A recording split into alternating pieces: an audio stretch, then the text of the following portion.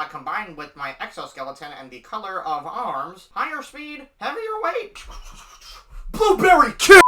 After just finishing that new One Piece episode, I immediately grabbed my iPad and instinctively prepared the recording. Sanji vs. Queen has concluded, and this is probably the first time I'm talking about One Piece specifically regarding the anime. With not only the reveal of Ifrit Jambe, but the animation taking this fight to a whole new level, there is a lot to really unravel in this fight narratively. And the more I thought about it, the more I started to slowly come to the conclusion that Sanji vs. Queen has to be not only one of the best fights in One Piece, but the best thing that's happened to the Sanji character since Whole Cake Island, and I'll be elaborating as to why that's the case.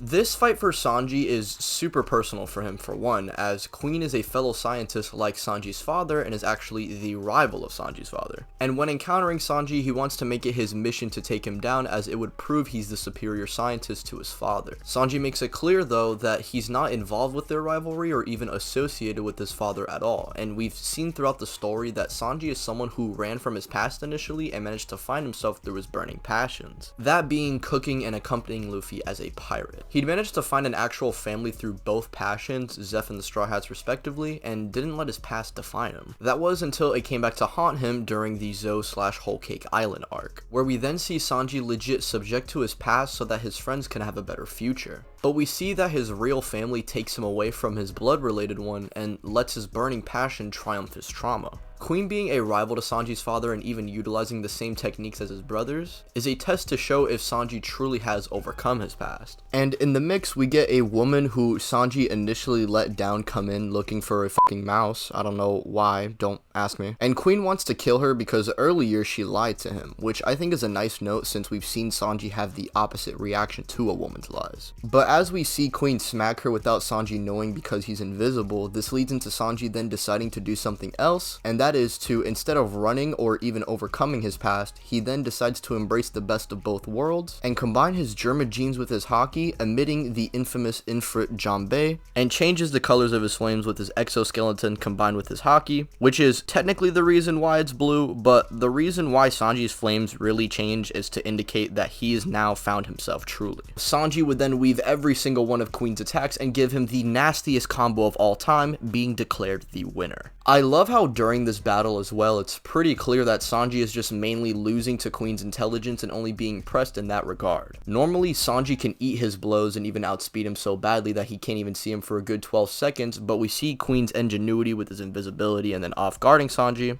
clearly being an issue for Sanji. And there is one scene I like to talk about in particular, and it's this one. I mean, the anime literally gives a visual representation of Sanji overcoming and embracing his past fully.